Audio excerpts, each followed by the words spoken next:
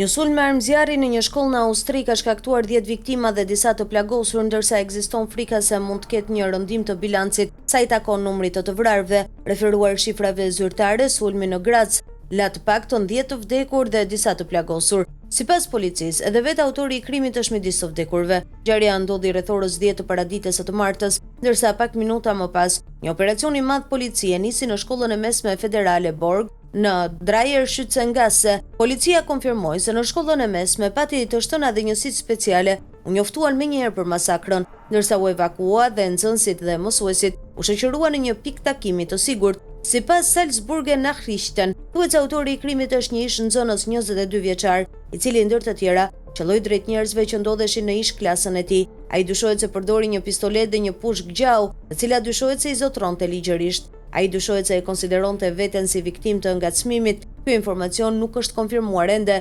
Gjimnazi Borg, ku ndodhi edhe masakra, ka 17 klasa dhe afërsisht 40 mësues. Nxënësit janë përgjithsisht 14 vjeç e lartë. Të shtënat në shkollën e mesme në Graz kanë shkaktuar një nga operacionet më të mëdha të shpëtimit në shtetin e Steiermarkut. Zëdhënës i kryqit të kuq lokal i tha agjencisë gjermane të shtypit se më shumë se 160 ekipe shpëtimi janë në detyrë. Ata mbërritën me 65 automjete, disa helikopterë shpëtimi janë gjithashtu në veprim. Një plan i posaçëm shtetëror për emergjenca është aktivizuar për të kujdesur për të plagosurit e shumt.